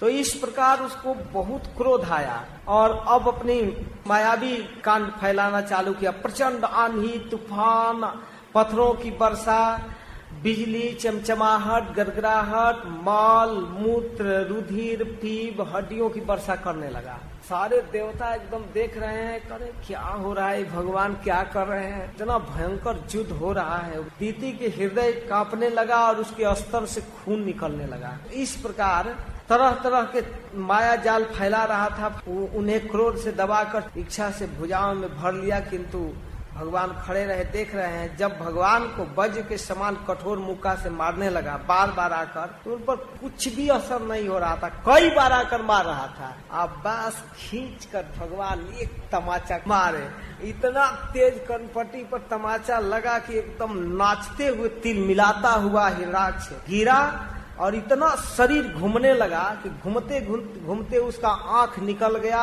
हाथ पैर छिन्न भिन्न हो गए और विशाल आंधी से उखड़े हुए वृक्ष के समान एकदम नाचता हुआ आकाश में पृथ्वी पर गिरा और निष्प्राण हो गया। एक तमाचा भगवान का नहीं झेल पाया, एकदम अपने दांतों से ओठों को दबाते हुए गिरा था। को देख करके ब्रह्मा आदि देवता जब निकट आकर देखे तो प्रशंसा करने लगे। मरते मरते भी हार नहीं माना है, अभी क्रोध के मुद्रा में गिरा हुआ है। हिरणाक्ष वास्तव में भगवान के परिकर है और श्राप बस अधोगति को प्राप्त हुआ है। ब्रह्मा जी समझ रहे हैं। देवता लोग कहते हैं प्रभु आपको बारंबार नमस्कार है, बड़े आनंद की बात है, दुष्ट मारा गया। तो इस तरह से भगवान हिरणाक्ष को मार करके ब्रह्मादि देवताओं के द्वारा स्तुत होकर प्रार्थना स्वीकार करके अपने धाम को चले गए। तो इस प्रकार महापराक्रमी हिरणाक्ष के वध की कथा मैंने कहा, जैसा मैंने गुरु मुख से सुना था, हे विदुर जी आपको सुनाया। फिर आगे सूत गोस्वामी कहते हैं कि मैत्रेय मुनि भगवान की यह कथा परम भागवत विदुर से सुनाए, बड़े आनंदित हुए। हे शौनक जी, पृथ्वी का उद्धार करने के लिए भगवान वराहदेव ने इस प्रकार की अद्भुत लीला की। इस लीला कथा को जो पुरुष सुनता है, गाता है, अनुमोदन करता है, वो ब्रह्म हत्या जैसे घोर पाप को सहज में पार कर जाता है। यो वै हिरणाक्ष वधम महाद्भुतम विक्रीडितम कारण शोकरात्मना शृणोति गायत्य अनुमोदतेंजसा विमुच्यते ब्रह्म बधादपि द्विजा। 19वें अध्याय के 37-38 श्लोक में इस कथा की महिमा है। एतन महापुण्यमलम पवित्रम धन्यम जशस्यम पद्मायुराशिषाम प्राणेन्द्रियाणाम युधिशौर्य वर्धनम नारायणवंते गतिरंग श्रृण्वताम। तो इस प्रकार यह चरित्र अत्यंत पवित्र है, धन और जस को देने वाला है। जिसको आयु चाहिए, अधिक दिन जीने की इच्छा है, उसे भी यह सुनना चाहिए। और भी अन्य छोटे मोटे कामनाओं को भी पूरा करना है तो भी इसको सुनना चाहिए। आज युद्ध में विजय प्राप्त करना है तो भी ये सुनना चाहिए। ये सब सांसारिक लाभ तो होता है, एक महत्वपूर्ण लाभ बतलाते हैं कि अंत में भगवान को प्राप्त करता है। तो इस तरह भगवान वराहदेव और हिरणाक्ष के युद्ध की कथा सुनना चाहिए। 20वें अध्याय में ब्रह्मा जी की रची हुई अनेक प्रकार की सृष्टि को फिर से कहते हैं। शौनक जी पूछते हैं कि इस प्रकार पृथ्वी रूप आधार को पाकर स्वयंभू मनु ने आगे संतति को उत्पन्न करने के किन किन उपायों का अवलंबन किया। हे सूत जी आपका मंगल हो। शौनक जी वहीं से बैठे बैठे आशीर्वाद देते हैं। तानह कीर्तया भद्रम ते, हे सूत तुम्हारा कल्याण हो, तुम्हारा कल्याण हो, मंगल हो। आप हमें भगवान की कीर्ति को सुनाइए। ते कीर्तन्योदार कर्मणः, भगवान के उदार कर्मों का वर्णन करो। रसज्ञो को न तृपेत हरिलीलामृतम पिबन, तुम सुंदर कृष्ण कथा सुनाते हो, तुम रसज्ञ हो।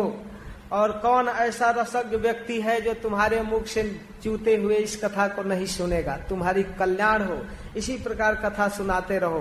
तब विदुर जी प्रश्न करते हैं कि हे प्रभु, कि आप परोक्ष विषयों को भी जानने वाले हैं, अतः बताइए कि प्रजापतियों के पति ब्रह्मा जी ने मरीचि आदि प्रजापतियों को उत्पन्न किया और उत्पन्न करके कैसे सृष्टि किए। मरीचि आदि मुनीश्वर और स्वयंभू मनु ने भी ब्रह्मा की आज्ञा से किस प्रकार प्रजा की सृष्टि, क्या उन्होंने इस जगत को पत्नियों के सहयोग से उत्पन्न किया कि स्वतंत्र रहकर किया, कैसे किया, या एक साथ सब मिल कर किए कि अलग अलग किए। फिर मैत्रेय मुनि ब्रह्मा जी के द्वारा सृष्टि विस्तार की कथा को कहते हैं। जीव अपना अपना प्रारब्ध कर्म लेकर महाप्रलय के समय महाविष्णु के गर्भ में प्रविष्ट होता है, तो अपना उसका जो पुराना स्टॉक है कर्मों का वो उसके साथ होता है। त्रिगुणात्मिका प्रकृति होती है सत्व रज तम के साथ, और फिर काल।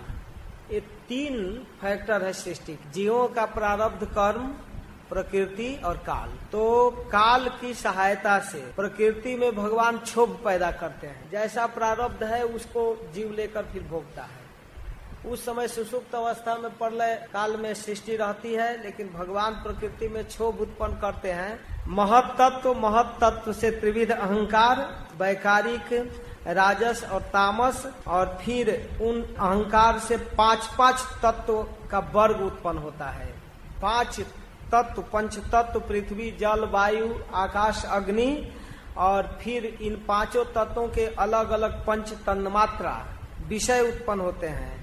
फिर 5 ज्ञान इंद्रिय, 5 कर्म इंद्रिय, और 5 कर्म इंद्रियों के अलग अलग देवता। फिर भी ये सक्रिय नहीं हो रहे थे, तब संगठित किए। ये सारे तत्व थे लेकिन कुछ हो नहीं रहा था, तो भगवान उसमें प्रवेश किए और फिर अपने नाभि से कमल उत्पन्न करके ब्रह्मा की उत्पत्ति किए, ब्रह्मा को ज्ञान दिए। ब्रह्मा सृष्टि जब प्रारंभ किए तो लगभग 12 प्रकार से इस सृष्टि करते हैं। तो सबसे पहले ब्रह्मा अविद्या की सृष्टि करते हैं। अविद्या में तामरिश, अंध तामरिश, तम मोह और महामोह। फिर तमोमय शरीर जब ब्रह्मा का हुआ ज्ञानमय, तो उससे भूख प्यास की उत्पत्ति हुई, और वो तमोमय शरीर से यक्ष राक्षस उत्पन्न हुए। और जब यक्ष राक्षस उत्पन्न हुए तो ब्रह्मा जी को ही खाने चल दिए, ब्रह्मा को ही खाने के फेर में पड़ गए। तो एक कह रहा है खाओ, खा जाओ, खा जाओ, एक कहता है रक्षा मत करो, रक्षा मत करो। तो भगवान का शरण फिर ब्रह्मा लिए, तो उनकी रक्षा हुई। और जो खा जाओ कहते थे उनको यक्ष, और रक्षा मत करो, रक्षा मत करो, एक ही बात दोनों कह रहे हैं, तो एक को राक्षस, 2 ग्रुप हुआ। इसके बाद फिर ब्रह्मा जी ने सात्विक सृष्टि की, सत्गुण से देवताओं की सृष्टि। देखिए चौथा सृष्टि बड़ा विचित्र हो गई। चौथा सृष्टि में जघन देश से कामासक्त होकर असुर उत्पन्न हो गए, और असुर जब उत्पन्न हुए तो उनके अंदर इतनी कामुकता हो गई, इतनी कामुकता कि ब्रह्मा जी को ही पकड़ने लगे मैथुन के लिए। तो फिर भगवान का शरण लिए, भगवान आज्ञा दिए कि तत्काल इस शरीर को त्याग दो। तो भगवान ब्रह्मा उस शरीर को त्यागे, वो संध्या का रूप धारण कर लिया। शरीर संध्या का रूप धारण किया, और संध्या एक अत्यंत सुंदरी देवी के रूप में प्रकट हो गई। इतनी सुंदरी देवी प्रकट हुई कि उस सुंदरी देवी को देखकर, उसके शरीर को देखकर असुर लोग एकदम मोहित हो गए, मोहिनी जैसा प्रभावित हो गए। ओहो तुम्हारा केश पास कैसा सुंदर है, इतना विभोर हो गए कामुकता में। वे संध्या को रमणी रत्न समझ करके स्वीकार कर लिए। इस प्रकार मैत्रेय मुनि कह रहे हैं, इस गंभीर भाव में हो करके ब्रह्मा जी फिर सृष्टि करते हैं गंधर्वों को। बहुत सुंदर शरीर, गान बजान में निपुण, और उनके साथ अप्सराएं। तो इसके बाद जब गंधर्व और अप्सराओं की सृष्टि किए तो ब्रह्मा को थोड़ा सा थकावट महसूस हो रहा था, तंद्रा आने लगी। तो तंद्रा आने लगी ब्रह्मा जी को, तो तंद्रा से फिर भूत पिशाच उत्पन्न हो गए। इस प्रकार भूत प्रेत उत्पन्न हुए। उन्हें देखकर ब्रह्मा जी आंख मूंद लिए। यहाँ एक बात और मैत्रेय मुनि कहते हैं कि जूठे मुंह जो व्यक्ति सोता है खाकर बिना मुंह धोए, तो उसके ऊपर इन पिशाचों का, भूत प्रेतों का आक्रमण होता है, उसको उन्माद कहते हैं। इसके बाद फिर ब्रह्मा जी फिर गंभीर हुए और अपने तेज से साध्यगण और पितृगण को उत्पन्न किया, जो काय, पिंडदान, हव्य आदि खाते हैं। फिर अपनी तिरोधान शक्ति से ब्रह्मा ने सिद्ध और विद्याधरों की सृष्टि, जो अंतर्धान आदि अद्भुत शक्ति प्राप्त। फिर अपने प्रतिबिंब से, अपने परछाई से ब्रह्मा जी ने किन्नर और किम पुरुष उत्पन्न किए। ऐसा शरीर बना कि एक भ्रम हो जाता, किन्नर क्या ये आदमी है? आदमी नहीं होते हैं, एक विशेष प्रकार के देवता है। या किम पुरुष, क्या यह पुरुष है? इसके बाद सृष्टि के अवरोध से चिंतित, फिर सृष्टि करना चाहते हैं तो सृष्टि हो नहीं रही है, तो फिर चिंतित हो गए। अब क्या किया जाए? तो हाथ पैर फैला कर लेटे हुए थे, तब तक उनके उस शरीर से रोवे झड़े, तो वो सर्प और नाग हो गए, ऐसे कुंडली मारे हुए जैसे। तो फिर मन से ब्रह्मा जी फिर स्थिर हुए और मनुओं की सृष्टि किए, जो प्रजा की वृद्धि करने वाले हैं। और मनुओं की सृष्टि से देवता प्रसन्न होकर अपने हविभाग को ग्रहण किए, बहुत प्रसन्न हुए। फिर इंद्रियों के संयम पूर्वक ब्रह्मा जी ने तप, विद्या, योग, समाधि से अपने प्रिय संतान ऋषियों की सृष्टि, और उनमें से प्रत्येक को समाधि, योग, ऐश्वर्य, तप, विद्या और वैराग्य का शिक्षा दिया। तो इस तरह से ब्रह्मा जी ने विभिन्न प्रकार की सृष्टि की। सृष्टि का संक्षेप में वर्णन हुआ। 21वें अध्याय में विदुर जी का प्रश्न है कि स्वयंभू मनु का वंश बड़ा आदरणीय है, उसमें मैथुन धर्म से प्रजा की सृष्टि का वर्णन हुआ। अब आप मुझे कृपा करके उस सृष्टि का थोड़ा विस्तार बतलाइए, और उसमें मनु पुत्र प्रियव्रत और उतानपाद और इसके साथ उनके पुत्रियों की कथा, उसमें मुख्य रूप से देहूति की कथा सुनने की इच्छा है। तस्य वै दुहिता ब्रह्मण देहूति विश्रुता पत्नी प्रजापते रुक्ता कर्दमस्य त्वया नघ। हे अनघ, आप कृपा करके देहूति के विषय में बताइए, जो कर्दम जी के साथ ब्याही गई और उनके संतानों की कथा कहिए। तो मैत्रेय मुनि कहते हैं कि विदुर जी, जब ब्रह्मा जी ने भगवान कर्दम को आज्ञा दिया कि तुम संतान की उत्पत्ति करो, कर्दम मुनि 10,000 वर्ष तक सरस्वती नदी के तट पर तपस्या किए, एकाग्र चित्त से भगवान की आराधना किए। जब भगवान श्री हरि की 10,000 वर्ष तक एकाग्र भाव से आराधना किए तो भगवान उनको दर्शन दिए। बहुत सुंदर रूप था भगवान का। कर्दम जी के तपस्या से भगवान इतना प्रसन्न थे, इतना तेज कर्दम जी में निकल रहा था कि अपने हंस पर भगवान जब आए और उतर करके प्रकट हुए, तो कर्दम जी के मनोभाव और उनकी अवस्था, उनके शुद्ध अंतःकरण को देखकर भगवान की आंखों में आंसू गिरने लगा। और वही अश्रु बिंदु जब गिरा उनके आश्रम में, तो बिंदु सरोवर बना था। कर्दम जी के आश्रम बिंदु सरोवर में है। भगवान बहुत सुंदर लग रहे हैं, सिर पर झिलमिलाता हुआ सुवर्ण मुकुट है, कानों में जगमगाता हुआ कुंडल, कर कमल में शंख चक्र गदा और आयुध विराजमान है। भगवान बड़ा सुंदर श्वेत कमल धारण किए हुए हैं, बड़ी सुंदर स्मित मुस्कान है। गरुड़ जी को भगवान पकड़ कर खड़ा थे, स्खलन परिहार के लिए हम गिर न जाएं, इसलिए गरुड़ जी के कंधा को पकड़ कर खड़े थे।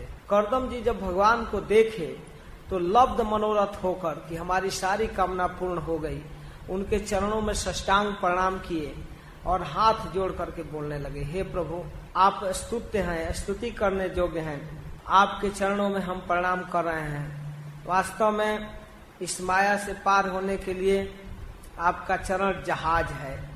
जे माया ते हद मेधसस्त्वत् पादा रविंदम भवसिंधुपोतम उपासते कामलवाय तेषाम राशिष कामा निरयेप ये शिव। कहते हैं, हे प्रभु, आपका चरण कमल भवसागर से पार जाने के लिए जहाज है। जिनकी बुद्धि आपकी माया से मारी गई है, वही व्यक्ति क्षणिक सुख के लिए आपके पास आते हैं और उन चरणों का आश्रय लेते हैं। किंतु हे स्वामी, आप तो उन्हें वे विषय भोग भी दे देते हैं। आप भी अद्भुत हैं। आपसे कोई विषय मांगता है तो विषय भी दे देते हैं, कि आप मांगने पर दे देते हैं, लेकिन हित करते हैं। भगवान की एक विशेषता है कि देने के बाद भी संतुष्ट नहीं होते हैं। जो मांगा जाए वही देकर भगवान दाता नहीं होते हैं। लेकिन यहाँ कर्दम जी कह रहे हैं कि आप विषय भी देते हैं। हे प्रभु, आप कल्प वृक्ष हैं, आपके चरण समस्त मनोरथों को पूर्ण करने वाला है। मेरा हृदय काम कलुषित है, मैं अपने पिता की आज्ञा पालन करने के लिए आया हूँ, अपने अनुरूप पत्नी चाहता हूँ, मुझे विवाह करना है। तथा स चाहम परिव्योढ़ काम समानशीलाम गृहमेध धेनु उपे इवान मूल मशेष मूलम दुराशय काम दुघांग्री पश्य। हे नाथ, मैं आपके चरणों के शरण में आया हूँ, आप कृपा करके मेरे अनुरूप मुझे पत्नी दीजिए। कितना निष्कपट है, वो चाहे तो कुछ दूसरा मांग सकते थे, लेकिन एकदम साफ साफ कह रहे हैं कि मुझे मेरे अनुरूप पत्नी चाहिए। हे नाथ, आप स्वरूप से निष्क्रिय होने पर भी माया के द्वारा सारे संसार का व्यवहार चलाने वाले हैं। थोड़ी ही उपासना करने पर आप अभिलषित वस्तु देने वाले हैं। आपके चरण कमल वंदनीय हैं। मैं आपको बार बार प्रणाम करता हूँ। आप कृपा करके हमारे कामना को पूरा कीजिए, हमें अनुरूप पत्नी दीजिए। तम त्वानुभूत्यो परत क्रियार्थम स्वमाया वर्तित लोकतंत्रम नमाम्य भीषणम नमनीय पाद सरोज मल्पी यसी काम वर्षम। आप थोड़ी सी उपासना से कामना पूरा करने वाले हैं प्रभु, आप हमारी कामना पूरा कीजिए। तो इस प्रकार भगवान संतुष्ट थे, पहले से ही निष्कपट प्रार्थना से, करदम जी के निष्कपट भाव से ही प्रसन्न थे। उनकी प्रार्थना सुनकर तो प्रसन्न हो गए।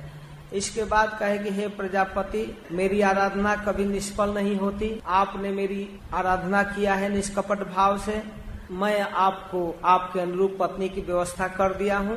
प्रसिद्ध यशस्वी संपूर्ण विश्व में सबसे श्रेष्ठ राजा मनु महाराज, स्वयंभू मनु, जो सारे भूमंडल के स्वामी हैं, उनकी तीसरी पुत्री देहूती आपकी पत्नी बनेगी। परसों आपके पास उसको लेकर आएंगे। का रूप, यौवन, शील, स्वभाव सब तरह से आपके अनुरूप है।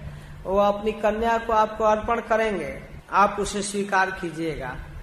फिर भविष्यवाणी करते हैं कि वह तुम्हारे बीज को अपने गर्भ में धारण करेगी और 9 कन्याओं को जन्म देगी, और उन 9 कन्याओं से प्रजापति ऋषिगण विवाह करेंगे, मरीचि आदि।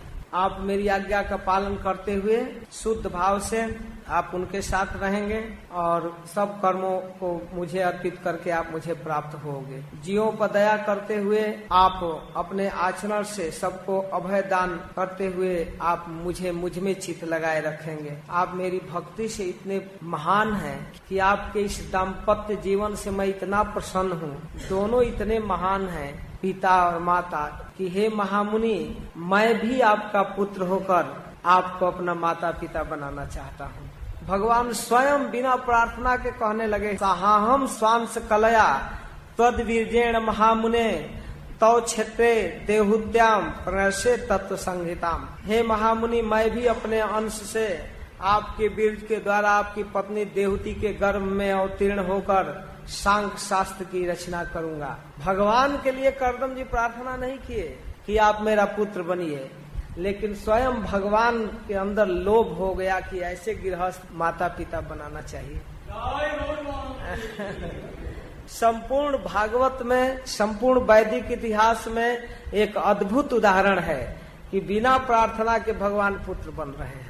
बिना प्रार्थना, भगवान को प्राप्त करने के लिए प्रार्थना किया गया है। दीति ने प्रार्थना की, कश्यप जी प्रार्थना किए, अत्रि मुनि और अनसुईया ने प्रार्थना किया भगवान को पुत्र बनाने के लिए। वसुदेव और देवकी ने पूर्व जन्म में तपस्या किया था, लेकिन करदम जी ने योग्य पत्नी का मांग किया था बस। तो इस प्रकार करदम मुनि से भगवान विविध प्रकार से बातचीत करते हुए अपने लोक को चले गए, और करदम मुनि अपने स्थान पर तपस्या कर रहे थे। भगवान के जाने के बाद उनका बताए हुए दिन का प्रतीक्षा कर रहे थे। ठीक उसी उचित समय पर मनु महाराज, संपूर्ण ब्रह्मांड के स्वामी, आ रहे हैं और आश्रम को निहार रहे हैं, देख रहे हैं। आश्रम बहुत सुंदर लग रहा है, चारों तरफ हरा भरा, तरह तरह के वृक्ष, जल, और वहाँ पर झरने, उनमें जलचर जीव, तरह तरह के पशु पक्षी, और पेड़ों पर पक्षी हैं, जलों में जलचर जीव हैं, जलचरों में गिन रहे हैं, जल काग, बत्तख, हंस, कुरर, जलमुर्ग, सारस, चकवा, चकोर, सब पक्षी हैं। हरिण, सुअर, नीलगाय, हाथी, लंगूर, सिंह, बानर, कस्तूरी मृग तथैव हरिणै क्रोडै, ये सब जीव वहाँ घूम रहे हैं। उनको देखते हुए मनु महाराज आ गए। मनु महाराज को देखकर बड़ा प्रसन्न हुए और यथोचित रीति से आतिथ्य किए, उनका स्वागत सत्कार किए। और जब सब तरह से सत्कार प्राप्त कर लिए मनु महाराज, बैठ गए, तब पूछते हैं, हे देव, अब भगवान विष्णु के शक्ति स्वरूप हैं, अब जगत के पालन करने वाले राजा हैं, आपको हम नमस्कार करते हैं। मनु महाराज को नमस्कार कर रहे हैं। आपके धनुष के टंकार से बड़े बड़े शत्रु डर जाते हैं, चोर डाकू भयभीत हो जाते हैं, दुराचारी लोग आपसे डरते रहते हैं, तो भी वीर मैं आपसे यह पूछना चाहता हूँ कि आपका आगमन मेरे आश्रम पर क्यों हुआ, किस कारण से? आपका आगमन मेरे आश्रम पर किस कारण से हुआ, मेरे लिए क्या आज्ञा है? मैं निष्कपट भाव से आपकी आज्ञा का पालन करना चाहता हूँ। मनु महाराज इनके द्वारा सत्कार प्राप्त करके और इनकी बात सुनकर कुछ सकुचा गए और सकुचे हुए भाव से मनु महाराज बोलने लगे कि वेद मूर्ति ब्रह्मा अपने वेदमय विग्रह की रक्षा के लिए इस तरह से आप अनासक्त ब्राह्मणों को उत्पन्न किया है अपने मुख से, और हम क्षत्रियों को अपने भुजाओं से। तो एक दूसरे के सहयोग से हम लोग भगवान की सेवा करते हैं और आपका दर्शन बड़े बड़े पुरुषों के लिए दुर्लभ है, जो अजितेंद्रिय है उसके लिए तो बड़ा कठिन है। मेरा भाग्य है कि मैं आपका दर्शन कर रहा हूँ। हे महामुने, इस कन्या को जो मेरे साथ आई हुई है उसके विषय में मैं आपसे कुछ निवेदन करना चाहता हूँ।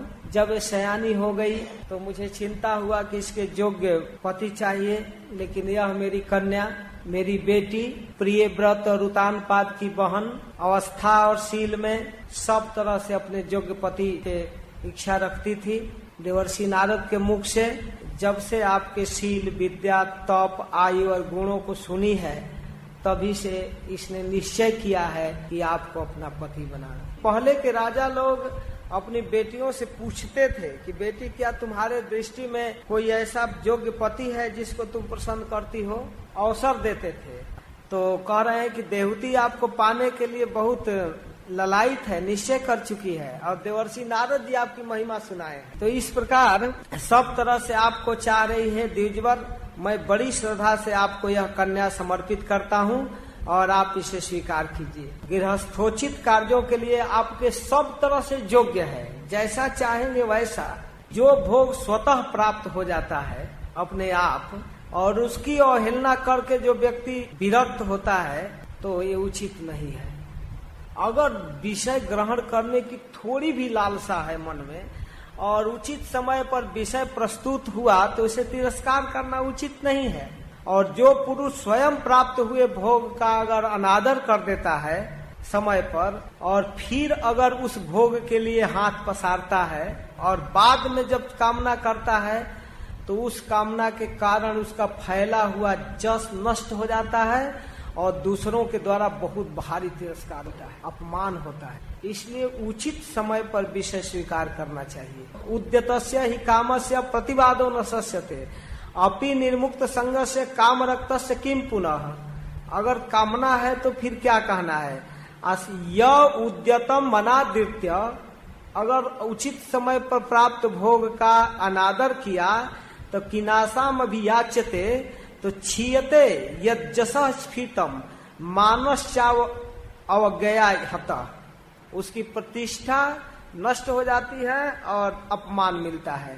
तो हे विद्वान, मैंने सुना है कि आप विवाह करना चाहते हैं, आप अपने पिता की आज्ञा पालन करना चाहते हैं, आप नैष्ठिक ब्रह्मचारी नहीं हैं। जब तक आपको योग्य कन्या नहीं मिल गई तब तक ब्रह्मचारी हैं। इसलिए अब आप इस कन्या को स्वीकार कीजिए, मैं आपको अर्पित करता हूँ। तब इसके बाद कर्दम मुनि कहते हैं कि आप ठीक कह रहे हैं, मैं विवाह करना चाहता हूँ। और आपकी कन्या भी अभी किसी को वाग्दान नहीं दी जा चुकी है, इसलिए यह श्रेष्ठ ब्राह्म विवाह है। जिसका विवाह किसी दूसरे से नहीं तय हो चुका है, उसी से विवाह करना उचित है, और यह श्रेष्ठ विवाह है। कई विवाहों में ब्राह्म, दैव, आर्ष, प्रजापत्य, आसुर, गंधर्व, राक्षस और पैशाच 8 प्रकार के विवाह है, जिसमें श्रेष्ठ विवाह है ब्राह्म विवाह। जिसका वाग्दान नहीं हुआ है, प्रथम बार मेरे साथ विवाह करना चाहते हैं, वेदोक्त विधि से मैं विवाह करूंगा। जब उचित ढंग से आप विवाह करना चाहते हैं और मैं विवाह करना ही चाहता हूं, तो आपकी कन्या को क्यों नहीं स्वीकार करूंगा। मैंने सुना है, जगत प्रसिद्ध बात है आपके कन्या के विषय में, कि एक बार अपने महल के छत पर एक गेंद खेल रही थी, गेंद के पीछे पीछे दौड़ रही थी। गेंद जब ऊपर जाता था तो अपना मुख ऊपर करके उसको हाथ में पकड़ती थी, तो उस तरह से इसका नेत्र और मुख चंचल हो जाता था गेंद पकड़ने के लिए, और पायजेब से भी झनकार आता था। उस समय जब अपने गेंद को उछाल कर और उसको पकड़ने के लिए मुंह ऊपर करती थी तो आकाश मार्ग से एक विमान से गंधर्व जा रहा था विश्वावसु, और वो गंधर्व खिड़की से देखने लगा, खिड़की खोलकर ऐसे झांकने लगा, खिड़की से निकलकर देखना चाहा तब तक विमान से गिर पड़ा। वही कन्या जिसको एक देवता अप्सराओं के साथ विहार करने वाला गंधर्व जिस रूप को देखकर मोहित हो गया और गिर पड़ा था, वही कन्या मुझे पति के रूप में स्वीकार करके अपने आप मेरे आश्रम तक आई है, तो इसके प्रार्थना को कोई भी समझदार पुरुष कैसे तिरस्कार करेगा। जिन लोगों ने कभी लक्ष्मी जी के चरणों की उपासना नहीं की है उन्हें इनका दर्शन नहीं हो सकता है। जो महारानी लक्ष्मी का कृपा पात्र है वही इस देहूती का दर्शन कर सकते हैं। ऐसी देहूती मेरे पास आई है, अतः मैं आपकी साध्वी कन्या को अवश्य स्वीकार करूंगा, लेकिन एक शर्त है, जब तक आपकी कन्या से कोई संतान न उत्पन्न हो जाए तब तक तो मैं गृहस्थ धर्म के पालन करते हुए इसके साथ रहूंगा, और अगर संतान उत्पन्न हो गया, अपने पिता की आज्ञा पूरा हुई, तो मैं इसको छोड़ करके भगवान के बताए हुए संन्यास धर्म का पालन करते हुए मैं चला जाऊंगा, विरक्त हो जाऊंगा। मेरे जीवन का लक्ष्य तो श्री भगवान है, स्त्री और पुत्र नहीं। इतना कहकर करदम जी मंद मंद मुस्कुराने लगे, और जब मुस्कुराने लगे तो मनु जी ने देखा कि क्या किया जाए। अपनी पत्नी शत्रुपा और अपनी बेटी राजकुमारी के तरफ देखने लगे। देखे कि देहूती एकदम तैयार है, हाँ मुझे इनके साथ विवाह करना है। बड़ी प्रसन्नता पूर्वक तैयार है देहूती, और शत्रुपा जी भी तैयार है। तब बड़ी प्रसन्नता पूर्वक अपने गुणवती कन्या को दान किए, कहे कि हाँ हाँ ठीक है, मैं इस शर्त को स्वीकार करता हूँ। तो महारानी शत्रुपा भी बेटी और दामाद से बड़े प्रेम पूर्वक जो बहुमूल्य वस्त्र लेकर विमान पर आए थे, सारे दहेज के सामग्री लाद कर लाए थे, वहाँ पर लाकर बहुमूल्य वस्तु दान किए, आभूषण पात्र आदि दहेज दिए। इस प्रकार सुजोग वर को अपनी कन्या देकर महाराज मनु निश्चिंत हो गए। लेकिन चलने जब लगे तो मनु महाराज को इतना वियोग हुआ, इतना वियोग हुआ। शत्रुपा महारागी परिवहन महाधनान दंपत्यो परिदात्रित्या भूषावास परीक्षदान प्रत्ताम दुहित्रम सम्राट सदृक्षाक्ष गतव्यथ उपगुह्य च बाहुभ्याम औत्कंठ्योन मथिताशय। मनु महाराज अपने बेटी को पकड़ करके गोद में चिपट गए और हाय बेटी बेटी कहकर रोने लगे। उनके आंखों से इतने अजस्र आंसू की झड़ी लग गई कि देहूती के सिर सारा भींग गया, एकदम अभिषेक हो गया। महाराज अपनी बेटी देहूती को छोड़कर जाने में रोने लगे। पिता का एक वात्सल्य हृदय होता है। फिर किसी तरह मुनिवर करदम से आज्ञा लेकर रानी के साथ शत्रुपा के साथ रथ पर सवार होकर अपनी राजधानी के लिए चले गए। तो इस प्रकार अपनी बेटी का विवाह करके मनु महाराज अपनी राजधानी लौटते हैं। फिर आगे कहते हैं कि इस प्रकार अपनी बरहिस्मतीपुरी में मनु महाराज जहाँ निवास करते हैं, सब तरह से जनता सुखी है, संपन्न है। भगवान विष्णु की कथा श्रवण स्मरण चल रहा है। उनके मनवंतर का 71 चतुर्युगी एक क्षण के समान बीत गया। एक क्षण भी मनु महाराज व्यर्थ नहीं बिताए, वर्णन किया गया है। हमेशा भगवान की कथा कीर्तन में बिताते थे। जितने जिम्मेवार व्यक्ति होते हैं उतने ही भगवान के भक्त होते हैं। यह हम सब लोगों के लिए शिक्षा के विषय है। अयात यामा यस तस्यासन यामा स्वांतर यापना शृण्वतो ध्यायतो विष्णु कुर्वतो बुधते कथा। उनका एक क्षण एक याम भी व्यर्थ नहीं बीतता था। सुनने में, स्मरण करने में और वर्णन करने में, गुनगुनाने में, कृष्ण की कथा करने में समय बीतता था। भगवान विष्णु की कथाओं को श्रवण करने में, ध्यान करने में, वर्णन करने में, मनवंतर के व्यतीत काल करने वाला क्षण कभी व्यर्थ नहीं बीतता था। इस प्रकार स एवं स्वांतरम निन्ने जुगा नामेक सप्ततिम वासुदेव प्रसंगे न परिभूत गतित्रय। इस प्रकार भगवान वासुदेव के कथा प्रसंग में अपने मनवंतर के 71 चतुर्युगी पूरा कर दिए मनु महाराज। स एवं स्वांतरम निन्ने जुगा नामेक सप्ततिम 70 और 71 चतुर्युगी के युगों को वासुदेव प्रसंगे न भगवान वासुदेव की कथा में व्यतीत किए। परिभूत गतित्रय, सारा समय कृष्ण कथा में व्यतीत कर दिए। केवल कथा कीर्तन शारीर मानुषा दिव्या वयासे एच मानुषा भौतिकाश्च कथम क्लेशा बाध्यन्ते हरिसंशयम। इस प्रकार हे व्यास नंदन विदुर, व्यास से कह रहे हैं हे व्यास नंदन, व्यास पुत्र विदुर। व्यास नंदन सुखदेव भी हैं, व्यास नंदन विदुर भी हैं। जो पुरुष हरि के आश्रित होकर रहता है उसको शारीरिक, मानसिक, दैविक, मानसिक और भौतिक दुख किसी प्रकार कष्ट नहीं पहुंचाता। जैसे मनु महाराज का समय बीता, भगवान के साथ समय व्यतीत होने से बड़ा सुख से बीतता है और भगवान से रहित बीतने से बड़ा दुख होता है। मनु महाराज इस प्रकार से अपना समय व्यतीत किए और जैसा आपने पूछा है मनु जी के विषय में मैंने आपको बता दिया। यह पृष्ठो मनुभिप्राह धर्मा नाम विधान शुभान निर्णाम वर्ण समानाम च सर्वभूत हित सदा। इस प्रकार मनु जी निरंतर प्राणियों के हित में लगे रहते थे और सभी वर्ण, सभी आश्रम, सभी धर्मों के लिए उन्होंने मनु संहिता की रचना की जगत के कल्याण के लिए। एतत् आदिराजस्य मनोचरितमद्भुतम वर्णितम वर्णनीयस्य तदपत्यो दयम शिणु। इस प्रकार प्रथम सम्राट मनु महाराज की कथा वास्तव में कीर्तन करने योग्य है। मैंने उनके अद्भुत चरित्र का वर्णन किया। अब उनकी कन्या देवहूति का प्रभाव सुनो। देवहूति के प्रभाव का वर्णन करते हुए मैत्रेय मुनि कहते हैं कि जैसे भगवान शिव को पार्वती प्राप्त हुई थी वैसे कर्दम जी को देवहूति प्राप्त हुई।